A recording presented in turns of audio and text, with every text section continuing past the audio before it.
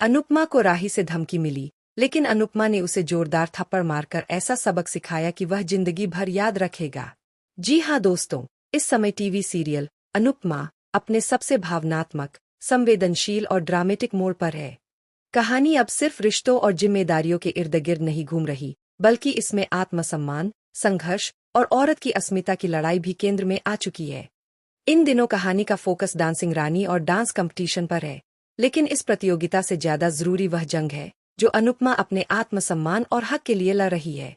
धमकी, थप्पड़ और आत्मबल की शुरुआत। सबसे पहले बात करते हैं उस धमकी की जो राही ने दी। एक ऐसी धमकी जिसमें वह अनुपमा को डराना चाहता था, उसे पीछे हटने पर मजबूर करना चाहता था। लेकिन वह भूल गया कि वह किसी साधारण औरत से नहीं, उस अनुपमा से टकरा रहा है जो अब टूटी नहीं है, बल्कि हर बार गिरकर और मजबूत हुई है।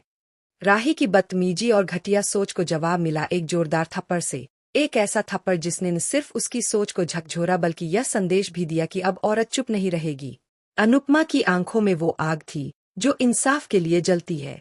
उसने कहा भी, तुम जैसे लोगों के मुंह पर तमाचा मारना जरूरी होता है ताकि बाकी लोगों को सबक मिल सके। यह दृश्य न केवल दर्शकों को तालियां बजाने पर मजबूर करता है, बल्कि उन्हें यह भी महसूस कराता है कि कोई तो है जो टेलीविजन पर महिलाओं की असली लड़ाई दिखा रहा है, बिना किसी डर या बनावटीपन के। अपमान का अंतहीन सिलसिला। लेकिन क्या यह एक थप्पड़ काफी था? नहीं, क्योंकि कहानी ने फिर से वह मोड़ लिया जिसने दर्शकों को झकझोर दिया।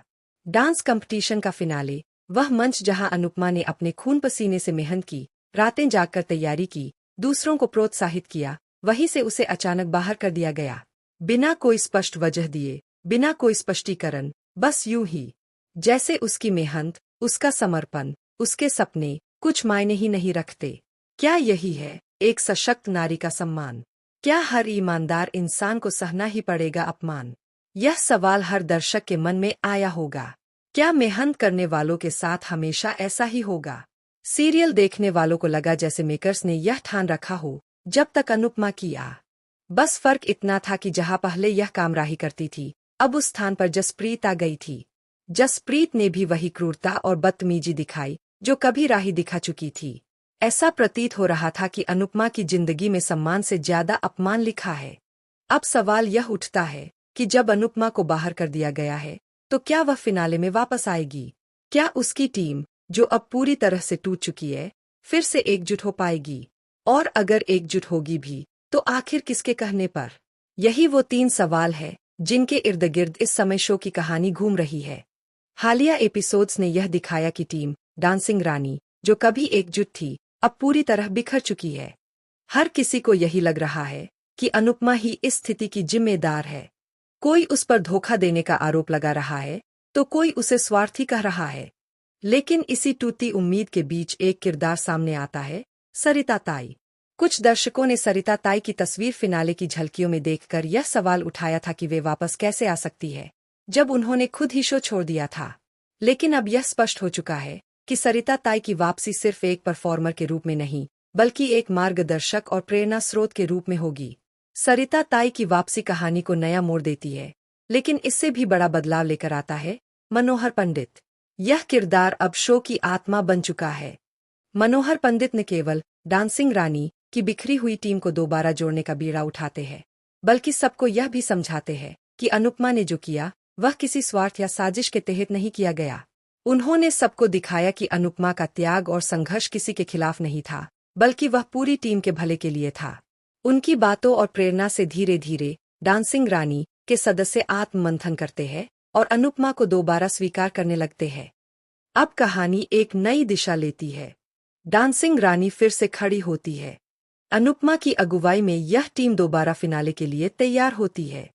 लेकिन इस बार परिस्थितियां और भी जटिल है। अब वे सिर्फ नाचने नहीं जा रहे, वे अपने आत्मसम्मान, टूटे हुए रिश्तों और अपनी पहचान के लिए मंच पर उतरने वाले हैं। इस बार अनुपमा सबसे ज्यादा सतर्क है। उसे अब कोई भावनात्मक भूल नहीं करनी। दौरान फ्लैशबैक में वे सारे दृश्य दिखाई देते हैं। अनुपमा का अपमान, उसका संघर्ष, सरिता ताई की वापसी और मनोहर पंडित का मार्गदर्शन। जैसे ही परफॉर्मेंस खत्म होती है, पूरा हॉल तालियों की गूंज से भर उठता है। जज खड़े होकर सलाम करते हैं। डांस को नहीं, बल्कि उस भावना को जो इस प्रस्तुति के पीछे थी। लेकिन यही आता है एक और अप्रत्याशित मोड़। जसप्रीत, वही जसप्रीत जो अब तक अनुपमा के खिलाफ थी, मंच पर आती है और सबके सामने माफी मांगती है। उसका बदला हुआ स्वरूप देखकर हर कोई चौंक जाता है। लेकिन असली झटका तब लगता है जब वह राही के नाम से एक चिट्ठी पढ़ती है। उस चिट्ठी में राही ने अनुपमा से अपने व्यवहार के लिए माफी मांगी होती है और खुद को सबसे बड़ा दोषी माना होता है। यह देखकर अनुपमा की आंखें भर आती है। दर्शकों के लिए यह पल एक भावनात्मक चरम बिंदु बन जाता है, जहां सच्चाई, पश्चाताप और क्षमा का संगम होता है। फिनाले खत्म होता है और विजेता की घोषणा की जाती है। डांसिंग रानी जीत हासिल करती है। लेकिन यह जीत सिर्फ एक ट्रॉफी की नहीं होती, यह एक सोच की जीत होती है। यह उस महिला की जीत है जो हर बार गिरकर और ज्यादा मजबूती से उठी। यह उस टीम की जीत है जो टूटने के बाद और अधिक शक्तिशाली बन गई। अब अनुपमा सिर्फ एक किरदार नहीं रह गई है, वह एक प्रतीक बन चुकी है। हर उस महिला के लिए जो संघर्ष करती है, सहती है, लेकिन कभी हार नहीं मानती। इस शो ने यह साबित कर दिया कि जब एक स्त्री ठान ले तो वह अकेली पूरी दुनिया से लड़ सकती है। और यही है अनुपमा की असली कहानी, एक औरत की, एक माँ की, एक मार्गदर्शक की, एक योद्धा की। डांस कंपटीशन का मंच, जो पहले सिर्फ प्रदर्शन का स्थल था, अब आत्मा के प्रदर्शन का माध्यम बन चुका है। वहां अब सिर्फ नृत्य नहीं हो रहा था, वहां आत्मसम्मान, सच्चाई और रिश्तों की कसौटी लग रही थी। अनुपमा और उसकी डांसिंग रानी की टीम ने हर मोड़ पर अपनी सच्चाई, संघर्ष और सहनशीलता से दर्शकों को झकझोरा। लेकिन कहानी यही खत्म नहीं होती, क्योंकि असली परीक्षा तो अब शुरू होती है। उस मंच पर जहां सिर्फ तालियां नहीं, चरित्र की गूंज गूंजती है। फिनाले के अगले दिन सोशल मीडिया पर एक तूफान उठता है। अनुपमा की टीम की जीत की चर्चा सिर्फ भारत में नहीं, अंतर्राष्ट्रीय स्तर पर भी गूंजने लगती है। लोग यह सिर्फ अनुपमा के लिए नहीं, बल्कि पूरी टीम के लिए एक नई शुरुआत थी। लेकिन चुनौतियां फिर सिर उठाने लगीं। कुछ टीम मेंबरों के भीतर पुराने घाव फिर से रिसने लगे, कहीं असुरक्षा, कहीं डर, कहीं महत्वाकांक्षा। सबसे बड़ी चुनौती थी जसप्रीत।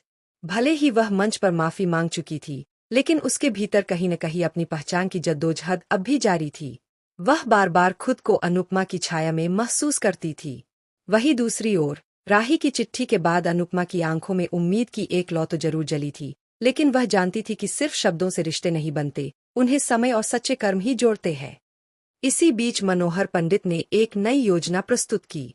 वे चाहते थे कि टीम अब सिर्फ एक वर्कशॉप या शो के लिए सीमित रहे, बल्कि एक डांस थ्रू हीलिंग प्रोग्राम शुरू किया जाए, जिसमें महिलाओं और बच्चों को डांस के माध्यम से मानसिक और भावनात्मक रूप से सशक्त किया जाए। यह योजना अनुपमा को बेहद पसंद आई। उन्होंने बिना किसी देरी के हामी भर दी और फिर शुरू हुआ एक नया मिशन। अब डांसिंग रानी सिर्फ परफॉर्मर्स नहीं रहीं, बल्कि वे मेंटर्स बन चुकी थीं। वे अलग अलग शहरों में जाकर कार्यशालाएं आयोजित कर रही थीं, लोगों को सिखा रही थीं कि डांस सिर्फ शरीर की नहीं, आत्मा की भाषा भी है। हर प्रस्तुति, हर कार्यशाला अनुपमा के लिए एक नई कहानी बन जाती। वह हर महिला की आंखों में अपना अतीत देखती और हर मुस्कान में अपना भविष्य। इसी सफर में एक दिन वह मोड़ आया जब राही सामने आ गई। लेकिन इस बार वह मंच पर या कैमरे के पीछे नहीं, बल्कि एक साधारण लड़की के रूप में आई थी। न कोई गुस्सा, न कोई आरोप, बस आंखों में सच्ची माफी। राही ने अनुपमा के गले लगकर कहा, माँ, मुझे समझने में देर लगी, पर अब मैं जानती हूँ कि आप कितनी बड़ी ताकत हो।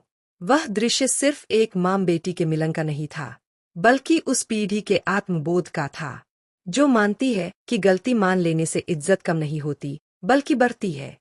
इस सुलह के बाद अनुपमा का जीवन फिर से पूर्ण लगने लगा, लेकिन उन्होंने कभी पीछे मुड़कर नहीं देखा।